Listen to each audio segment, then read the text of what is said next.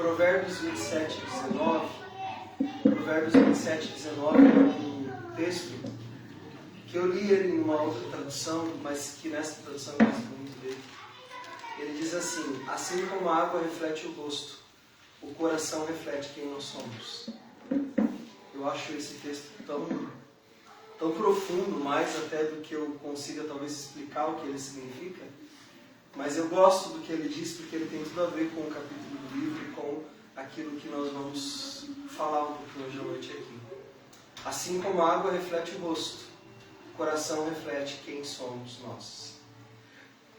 Essa tentativa de refletir Jesus através da nossa vida, ela é um compromisso da igreja, ela é um desejo da igreja, ela é um sonho da igreja. E a Bíblia ensina mesmo que nós seríamos isso aqui nessa terra. Que nós deveríamos ser exemplos de seguir a Jesus, de fazer o que Jesus fazia, de pensar como Jesus pensava e também de agir, nas nossas relações e na nossa maneira de conduzir todas as coisas da nossa vida como Jesus fazia. E um dos maiores desafios e uma das maiores lutas que nós temos como comunidade, como reino de Deus, é nós sairmos da esfera do fazer para a esfera do ser. E isso é bastante complicado. Porque às vezes, e eu devo considerar isso porque eu acho importante, às vezes nós começamos a transformação do nosso ser através do fazer, não é? Então, por exemplo, nós tínhamos um vício e nós viemos a Cristo e agora nós não queremos mais esse vício. Então agora o que nós fazemos? Nós decidimos que nós não vamos mais alimentar esse vício. E aí nós começamos a trabalhar dentro do nosso coração sobre não alimentar mais esse vício, primeiro dentro de nós e depois na nossa prática. Então o ser e o fazer ficam meio misturados nesse começo. E eu acho que não é tão importante para a gente saber o que vem primeiro, como aquelas discussões filosóficas intermináveis. Quem veio primeiro, o ovo ou a galinha? Gente, elas estão aí, não estão? Elas nasceram de alguma forma. Se veio o ovo, se veio a galinha antes, eu não sei. Eu acredito que veio a galinha antes porque Deus criou primeiro todas as coisas, então deve ter vindo primeiro a galinha. Mas vai que Deus resolveu criar o ovo e deixar chocar e tudo mais. Eu também não sei, eu não estava lá. Mas pode ser que seja assim também. O que eu percebo é que para longe das discussões, para longe das filosofias, para longe de toda essa coisa mais existencial e mais filosófica, existe um convite. Um convite que nos é feito para a intimidade. E eu fico pensando sempre, quando eu leio a Bíblia, em algumas diferenças, em algumas coisinhas, alguns detalhezinhos que para mim fazem diferença na maneira como eu encaro e leio os textos.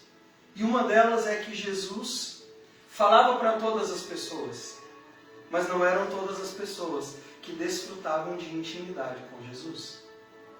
Jesus disponibilizou a mensagem dele a todas as pessoas que quisessem ouvir.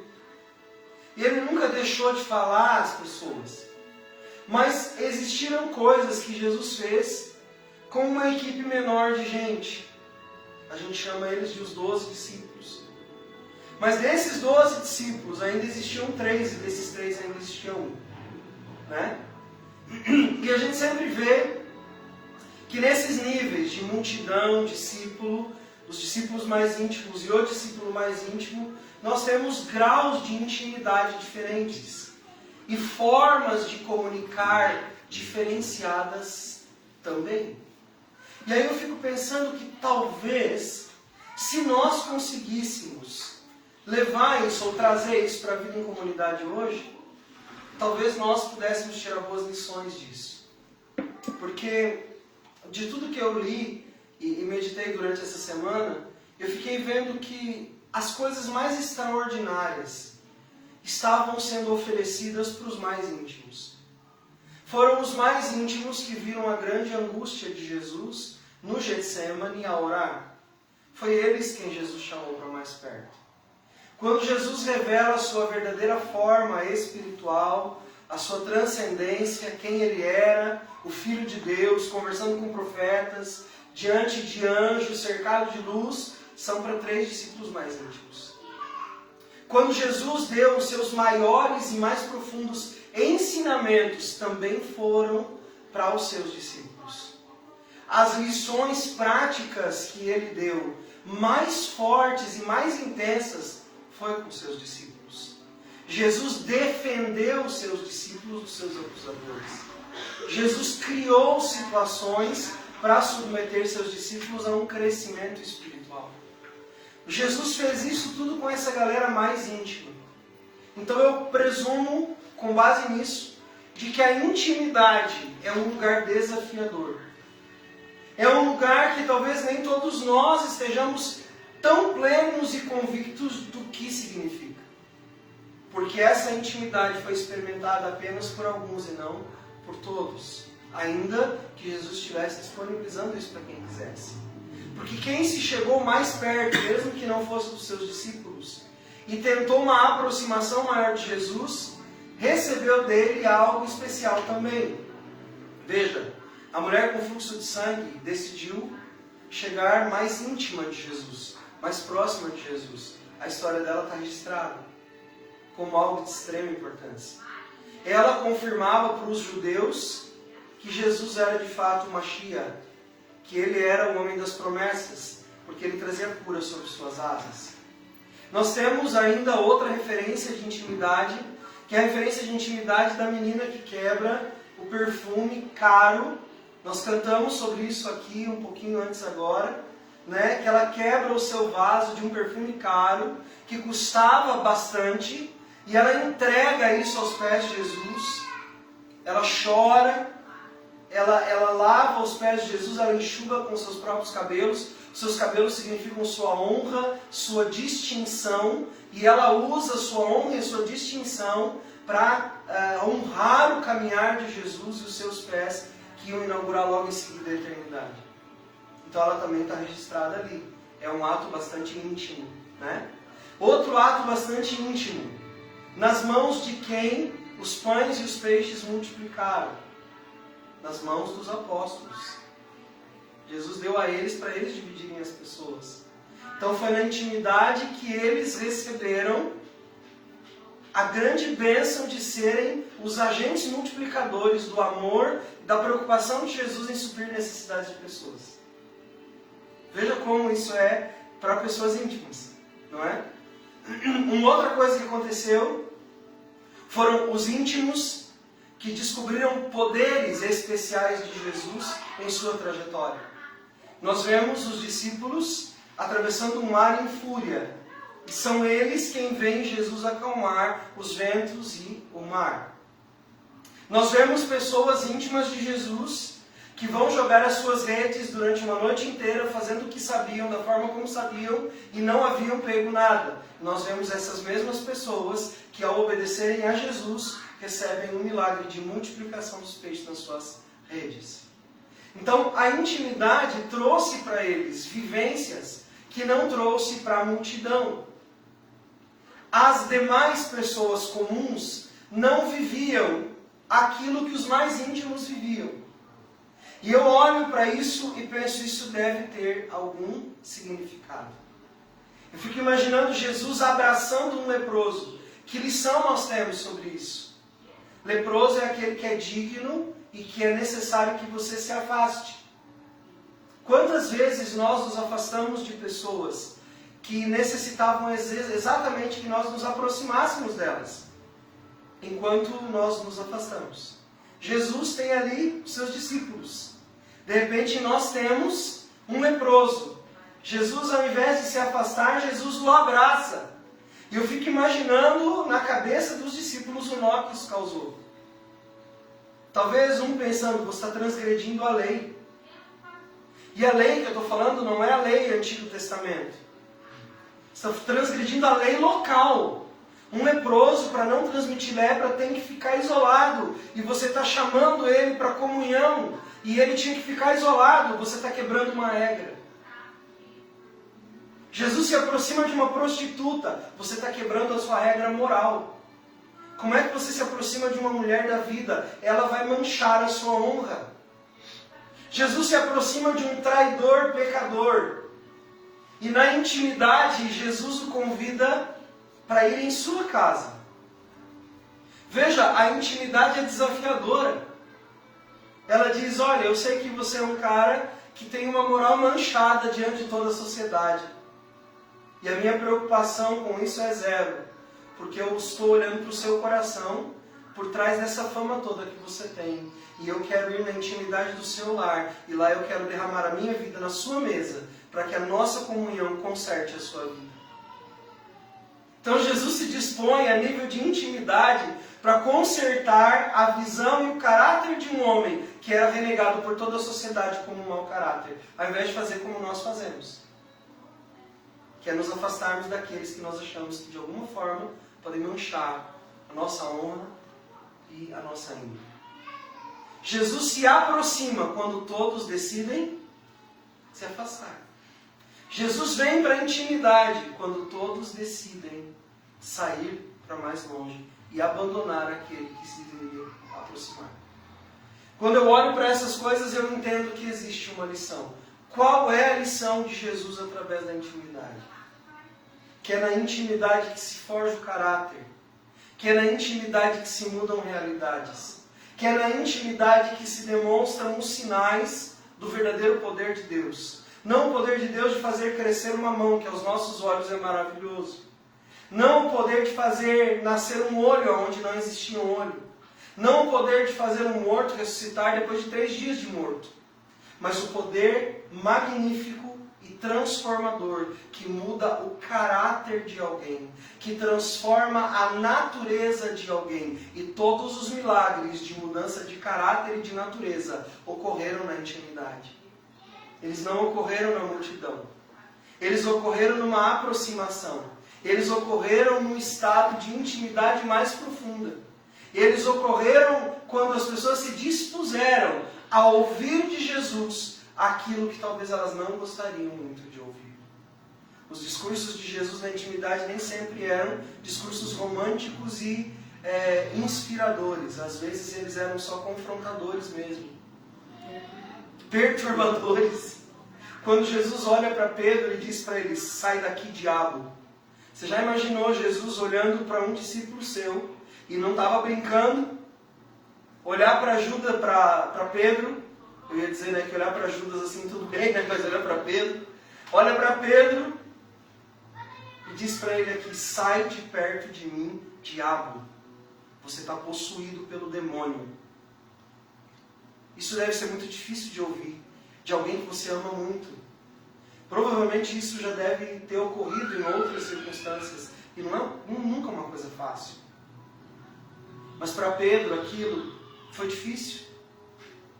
Mas esse é o preço da intimidade. Jesus na intimidade jamais vai deixar de revelar a você quem você realmente é. E agora eu não estou falando que nós aqui temos o direito de chamar um ou outro de diabo. Nós estamos bem longe do nível de Jesus para poder fazer isso. O que eu estou dizendo é na intimidade com Jesus.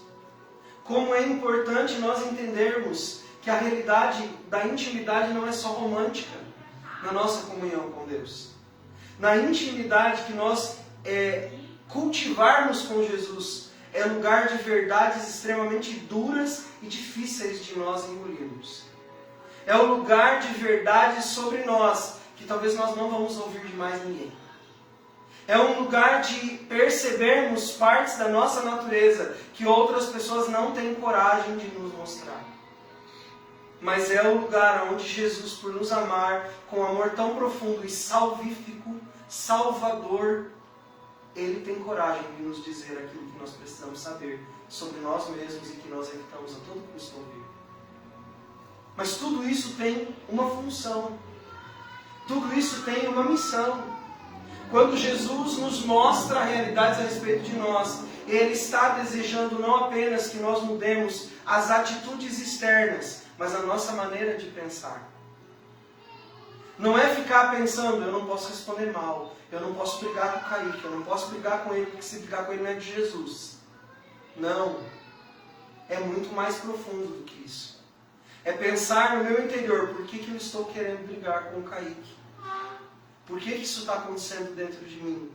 Que mover é esse dentro do meu interior que me faz querer brigar com meu irmão? Isso Isso é mudança. Não é mudar o brigar ou não brigar. É mudar o porquê passa ainda pela minha cabeça que eu devo brigar com ele. Eu estou conseguindo ser claro naquilo que eu estou querendo dizer? Não é só a execução, é o que vem antes. É a maneira como eu penso. É a maneira como eu sinto. É a maneira como eu enxergo o mundo e as pessoas à minha volta. É isso que Jesus quer transformar em nós. Mudar aquilo que nós fazemos pode ser perfeitamente condicionado.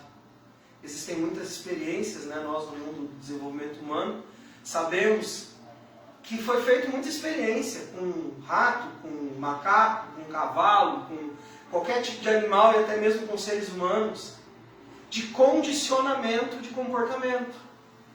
Você põe lá uma banana e põe lá um choque na banana. O macaco vai, encosta na banana, leva choque, ele desce. Aí ele tenta de novo, ele leva um choque mais forte. Aí solta outro macaco lá, os dois vão lá e tentam, levam um choque. Quando é o quarto, quinto macaco, primeiro o macaco que tentar encostar na banana, eles descem a lenha. Tipo assim, não vai lá porque lá dá choque. Não pode. Mas já estava desligado o choque, mas eles estavam ali, condicionados. Nós, seres humanos, muitas vezes nos condicionamos a termos um comportamento melhor. Eu não posso apostar, mas eu posso dizer que eu quase garanto que 100% de certeza que todos vocês sabem interpretar um papel socialmente correto. Todos vocês aqui sabem ser de algum nível, em alguma forma, politicamente corretos. Você pode estar chateado com a tua sombra, de tão ruim que você está naquele dia, mas nós temos a capacidade de sorrir e fazer de conta que não está acontecendo nada.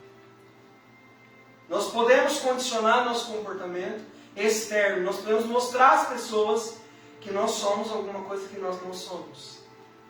Você já viu aqueles filmes, principalmente de conto de fada, onde a princesa, que na verdade é a gata borralheira, se demonstra como princesa, mas não pode revelar quem de fato ela é, e ela esconde sua natureza e sua verdadeira essência de quem ela é naquele momento, para demonstrar e interpretar um papel que não é ela?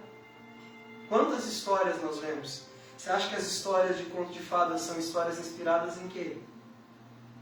Nada menos do que realidades veladas. Coisas que são de fato daquele jeito, mas que colocada numa historinha de fantasia fica tão bonitinho. Mas na vida não é. Na vida as coisas se demonstram como elas realmente são. E como é duro manter uma aparência diante dos outros, que realmente não somos nós. E quando eu olho para isso, tudo que eu falei antes que Jesus está proporcionando para nós, transformação de pensamento, de caráter, de forma de enxergar, de tratar, não só apenas parar de responder, não só apenas parar de ficar quieto, não só apenas parar de fazer determinadas coisas, mas pensar no porquê eu faço, o que aquilo significa para mim, e levar isso para a cruz com Jesus. Aí a Bíblia começa a nos dizer que nós começamos a caminhar num outro nível. Num nível de fato de conversão. Onde nós nos tornamos pessoas que reproduzem, através de uma nova natureza em Jesus, atitudes de pessoas que foram salvas. Nós começamos a amar não porque o outro merece. Nós perdoamos não porque o outro pediu perdão. Nós ajudamos não porque o outro mereça ajuda.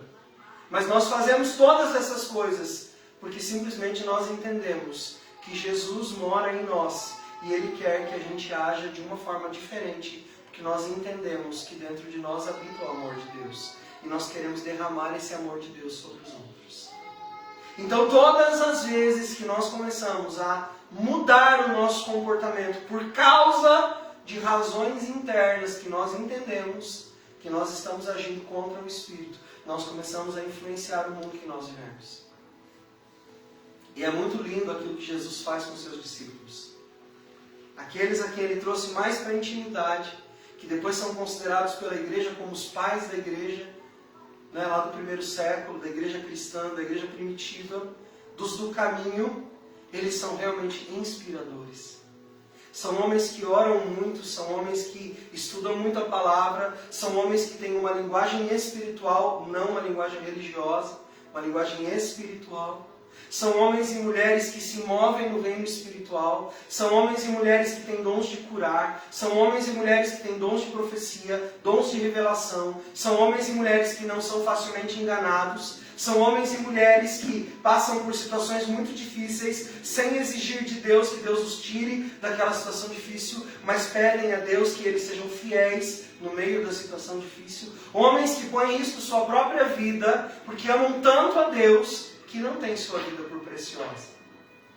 É esses resultados que nós começamos a ver na vida daqueles que se entregaram por completo a Jesus.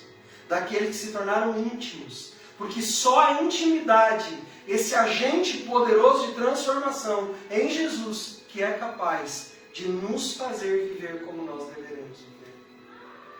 Então não existe para nós uma outra opção, a não ser a intimidade com Deus. E através dessa intimidade nós nos tornamos reflexos daquilo que está dentro do nosso coração. A Bíblia diz, o seu coração vai estar aonde? Naquilo que você ama. Naquilo que é precioso para você. E o coração reflete-se, como diz o texto, aquilo que nós somos. Veja, ele não reflete aquilo que nós fazemos. Ele reflete aquilo que nós somos. O coração reflete o que nós somos. Ou seja, o coração vai nos colocar a verdade sobre nós. Então, se o seu coração é apaixonado por esse Jesus que está querendo transformar o seu entendimento, o seu sentimento e a sua ação, você, através disso, vai mostrar às pessoas esse Jesus. Eu fico pensando, por exemplo, na figura de Paulo. Eu digo que Paulo tem um amor persistente. Ele é o reflexo mais claro que eu tenho no Novo Testamento de um amor persistente. Por quê? Porque ele não andou com Jesus pessoalmente. Ele perseguiu os apóstolos. Ele foi treinado para pensar diferente do que Jesus pregava. Ele gastou sua vida nisso. E quando ele realmente encontra Jesus, ele tem dimensão. E às vezes eu acho que Deus fez isso exatamente para que ele entendesse isso. Ele fica cego uns dias, né? Ele fica na escuridão alguns dias. É como se Deus dissesse, cara, eu preciso te desarmar por inteiro, para que você realmente entenda quem você é. E aí, o Paulo fica lá os 3 dias, é curado por uma pessoa que ele sabe lá quem era, o mais importante sendo abençoado por um desconhecido, pequenino, mas é esse desconhecido e pequenino que ouve o Deus a quem Paulo não conseguiu ouvir sozinho. Porque na vida daquele homem existia o poder de uma intimidade com Deus. E ele chega na sua intimidade com Deus e ouve Deus. Ele está lá orando, buscando a Deus. Deus fala, ô meu amigo querido filho. Ele diz, pois não, o senhor pode falar. Eu quero que você vá lá numa casa, na rua chamada direita. Veja que interessante, Deus dá um endereço para ele. E diz, vai lá naquela casa, rua chamada direita, lá tem um homem. Você vai entrar lá dentro, você vai pôr as mãos sobre ele, você vai orar por ele. Eu vou abrir os olhos dele e você sai fora. Esse é o teu papel na história. Esse homem que tem intimidade, conhece a voz do seu Senhor, faz o quê? Exatamente o que Deus mandou. E hoje nós temos a rica história de Paulo. Mas teve alguém que abriu os olhos de Paulo quando Deus o deixou na escuridão. Enviado por Deus para ter noção de sua escuridão interior, Deus deixa Paulo cego. Às vezes, algumas coisas acontecem na nossa vida e a gente não consegue enxergar muito bem e fica, parece que no meio da escuridão e a gente fica, Deus, mas não estou enxergando nada aqui, isso aqui está escuro demais, está difícil demais, é o vale da sombra da morte. Deus diz, fica tranquilo. Isso é só para você ter dimensão de como é vasta a tua escuridão e de que só eu tenho o poder para abrir os seus olhos e você voltar a enxergar no meio da sua própria escuridão. Jesus levanta Paulo dali e Paulo mergulha num treinamento aonde? Na melhor universidade de Jerusalém? É para lá que Paulo vai? Vocês sabem dessa história, não? Para onde que Paulo vai fazer o treinamento dele? Por longos anos? Paulo vai para a grande biblioteca de Constantinopla, senta no meio de seus livros, os mais sábios vão instruir Paulo sobre Jesus, é isso que acontece? Não, né? Vai para a Babilônia? Não vai para lugar nenhum. Sabe para onde Paulo vai? A Bíblia diz que ele fica alguns anos no deserto, sendo ensinado por quem? Pelo Espírito Santo de Deus. Deus diz para ele: você é um cara cheio de conhecimento humano, e eu agora quero virar essa chave na sua vida, Paulo. Eu preciso transformar você em uma outra pessoa, e para isso eu preciso isolar você de toda influência externa, porque agora é só entre eu e você. E existem momentos da nossa vida em que Deus quer trabalhar coisas tão intensas dentro de nós, que você pode estar no meio de um monte de gente, você vai se sentir a pessoa mais solitária e mais desértica possível. Porque no fundo, Ele está querendo mostrar para você: o Espírito de Deus é o único que pode romper o teu silêncio interior e colocar dentro de você valores e mudanças que só Ele pode fazer e ninguém mais. As mudanças que Paulo precisava fazer dentro dele não eram mudanças humanas e possivelmente adquiridas por sabedoria humana. As mudanças que Paulo precisava ter eram mudanças tão profundas que só Jesus, na intimidade com Paulo, através do Espírito Santo, poderia mudar a sua história. Pessoas intensas, atitudes intensas. Então Jesus vai, olha para ele e diz assim: Paulo, você é bem intenso, né? Então eu vou ter que agir intensamente com você também. Talvez isso possa dizer alguma coisa para nós, né? Por que às vezes o tamanho da prova é intensamente conosco? Talvez porque nós sejamos pessoas intensas, e Deus vai dar a cada um proporcionalmente, segundo sua identidade e segundo a sua intensidade. Então, se a coisa está intensa para o seu lado, talvez a responsabilidade seja sua mesmo. Talvez seja tão intensa que Deus esteja sendo intenso com você também na sua própria linguagem, para que você entenda aquilo que Ele quer transformar em você. As pessoas vão se apaixonar pelo reino, a ver a nossa paixão pelo reino. Se nós somos pessoas que amamos a Jesus, nós vamos amar as coisas que Jesus ama. Isso tem ficado muito na minha mente, porque nós dizemos muito que amamos a Deus. Nós dizemos muito que Jesus pode confiar em nós. Mas eu tenho a impressão de que nós não estamos amando as mesmas coisas que Jesus ama. Que nós não estamos nos dedicando às mesmas coisas que Jesus se dedicou e nos deixou como exemplo, para que a gente se dedicasse também. Ele nos chamou para que grandes mudanças acontecessem dentro de nós. E que essas grandes mudanças fossem percebidas pela maneira que nós amamos os outros e com que nós nos entregamos na nossa comunhão pelas outras pessoas. Veja, Jesus recebe na presença dele algumas pessoas com dificuldades bastante escabrosas. E elas já tinham passado por muitas pessoas.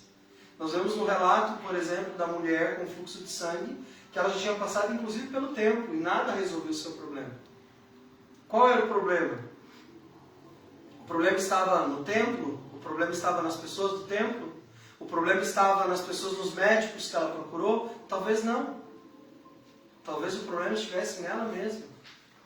E ela precisasse desse processo todo para ela entender que tudo que ela precisava não era de um remédio, não era de um ritual religioso, que o que ela precisava era colocar o Messias no lugar certo. Que o que ela precisava era manifestar Jesus através do seu coração, para que as pessoas vissem quem Ele era. Veja, a grande questão ali para os judeus não era Jesus ter curado uma mulher do fluxo de sangue.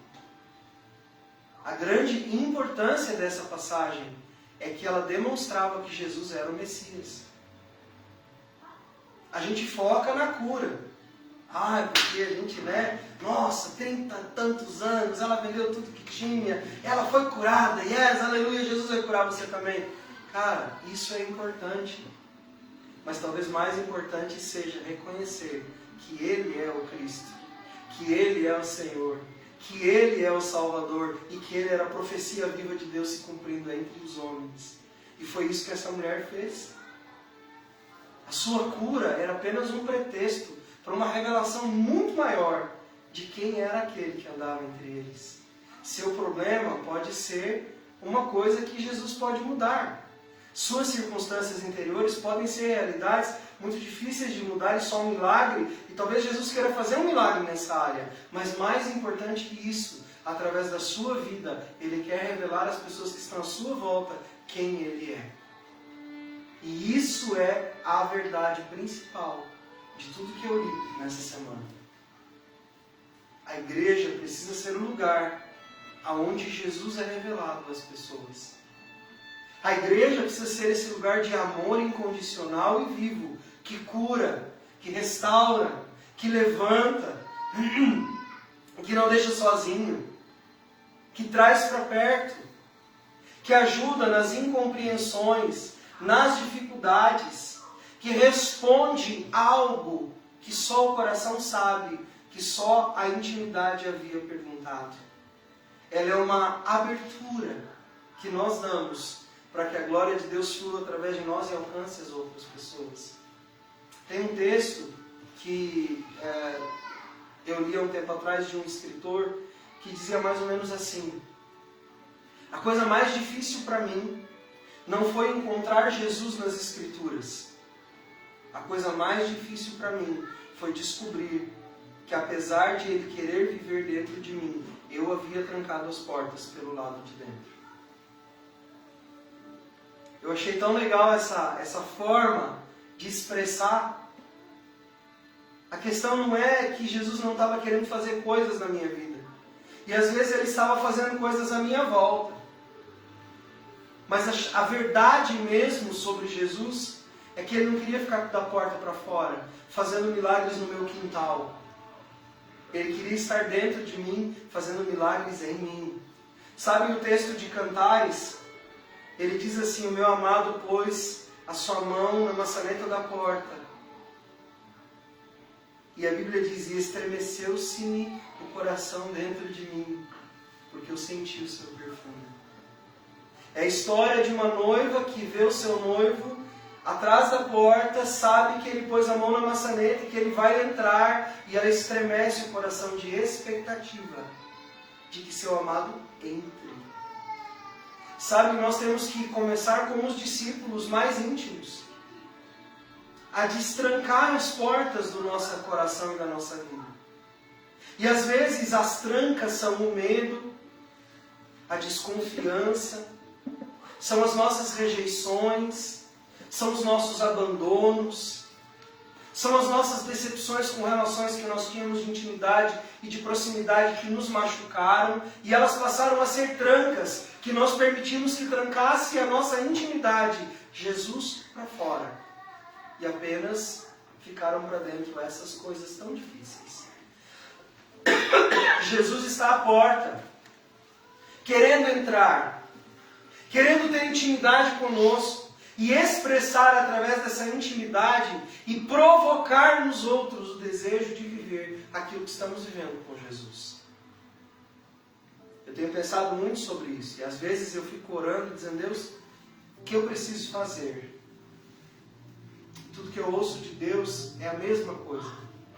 Você não precisa fazer, você precisa me amar, continuar vivendo uma vida onde você abra mão das coisas por mim e você faça com que eu seja o centro da sua vida. E eu vou despertar nos outros a paixão por mim através dessa atitude sua.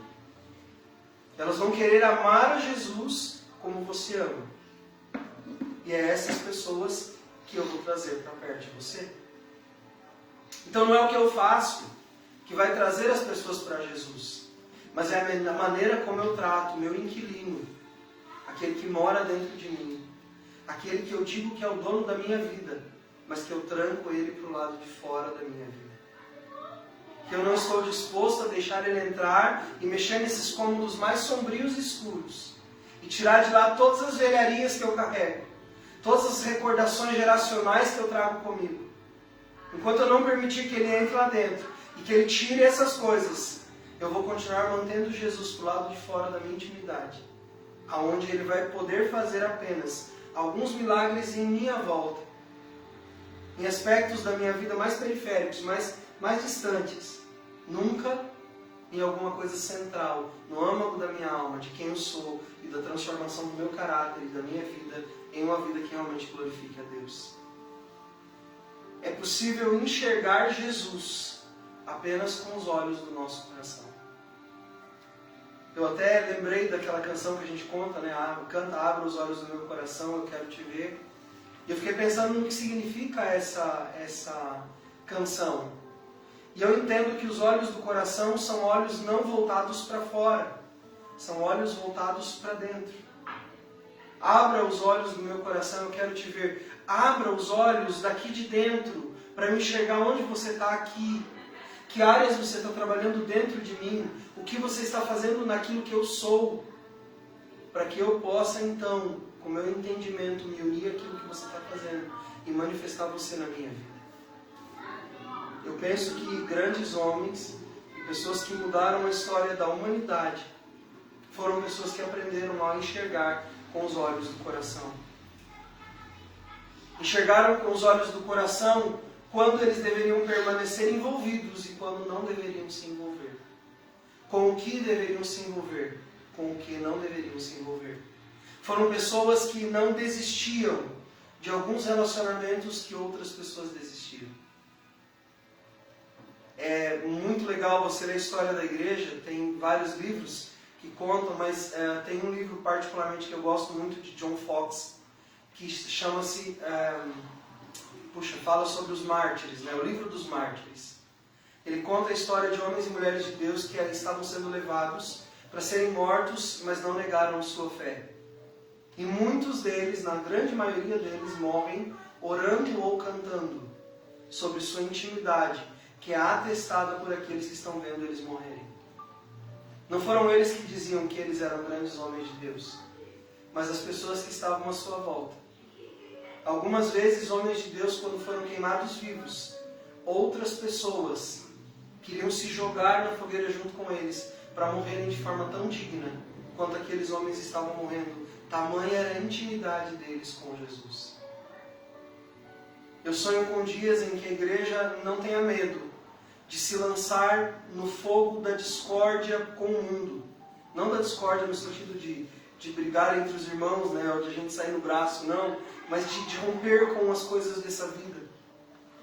Eu sonho com dias onde uma igreja não precise de grandes performances para cumprir o seu papel aqui na terra. Eu sonho com uma igreja que seja tão de verdade que ela não precise provar para as pessoas através daquilo que ela documenta o que ela está fazendo.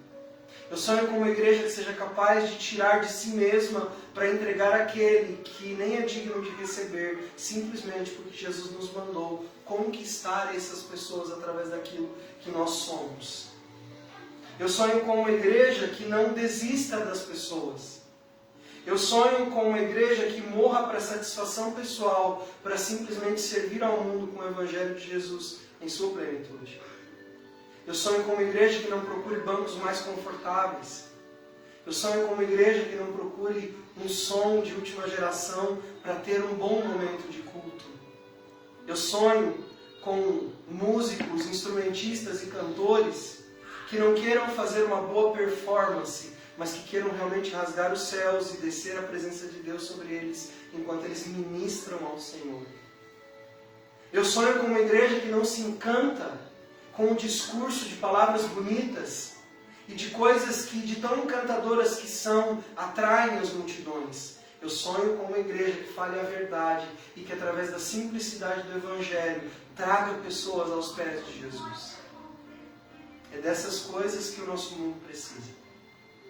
Nosso mundo tem bons coachings, nosso mundo tem bons preletores, nosso mundo tem bons palestrantes. Não é disso que nós precisamos. Nós precisamos de bons homens e mulheres de Deus, que exalem Jesus nas suas vidas, que amem seus inimigos, que perdoem os que os perseguem, que levem o Evangelho a sério e que vivam o Evangelho na sua casa, no seu trabalho, no seu local de estudos, comprando coisas no mercado, andando de carro, homens e mulheres que levem o Evangelho como centro das suas vidas. Que prefiram estar na presença de Deus do que terem um minuto de descanso para os seus corpos já cansados. Eu oro por uma igreja que manifeste Jesus. A Bíblia diz, em Provérbios capítulo 3, escreve na tábua do teu coração e ache graça e entendimento aos olhos de Deus e dos homens. Escreve isso nas tábuas do seu coração, imprime lá dentro. Jó usa algumas expressões fortes para dizer isso. Eu queria ter uma pena de chumbo. Por que uma pena de chumbo?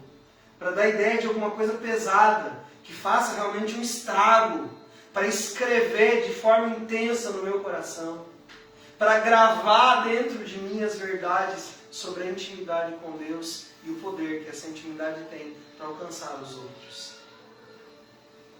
Tanto a condenação de Jó vem pelos seus amigos, quanto os primeiros movimentos de Jó em relação a toda a restituição que ele teve, alcançam primeiro os seus amigos. É por eles primeiro que Jó ora, eles são os primeiros que o acusam e eles são os primeiros por quem Jó ora e abençoa. Jó vive a essência do que seria o Evangelho de Jesus Cristo. Os discípulos vivem a essência do Evangelho de Jesus Cristo. Se você pesquisar na história da igreja como morreram os discípulos, é muito interessante você ver. O pessoal só se atém assim, fulano foi rasgado no meio, fulano foi crucificado de cabeça para baixo, fulano foi fervido em óleo quente. Mas vai lá e percebe o que esses homens estavam fazendo quando estavam queimando eles em óleo quente, quando estavam dividindo seus corpos ao meio, quando estavam os crucificando de cabeça para baixo. Eles morreram professando sua fé em Jesus. Eles morreram dizendo, eu amo o meu amado é meu e eu sou dele. Eu manifesto o amor dele. Senhor, veja Estevão. Vocês lembram da história de Estevão? Quais são as palavras na morte de Estevão? Perdoa-os, porque eles não sabem o que estão fazendo. Sabe o que Estevão estava fazendo? Orando pela salvação deles. Não condene eles ao inferno por estarem tirando a vida de alguém, mas tire a culpa da minha morte. Eu me responsabilizo pela minha morte, para que eles não sejam culpados e tenham chance de serem salvos por terem me matado. Que a minha morte seja a salvação dos meus irmãos. É essa a expressão de Cristo que a igreja deve manifestar nesses dias na terra. Que a perda das nossas vidas seja o ganho da vida de outras pessoas ao Evangelho. Nós precisamos nos conscientizar de uma vez por todas que o caminho que nós decidimos trilhar é um caminho sem volta.